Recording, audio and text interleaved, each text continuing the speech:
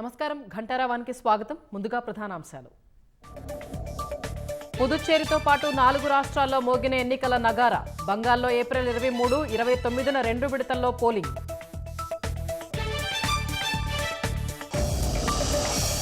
Assam, కేరళంలో April 9, తమిళనాడులో April 23న polling. అన్ని చోట్ల మే 4వ తేదీన ఎన్నికల ఫలితాలు.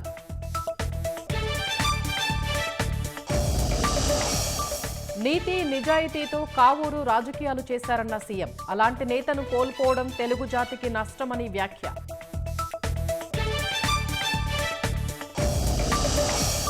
నల్గొండ జిల్లా దేవత్పల్లి వద్ద ఘోర రోడ్డు ప్రమాదం. ఆటో, లారీ ఢీకొని 4 మృతి, మరో 2 పరిస్థితి విషమం.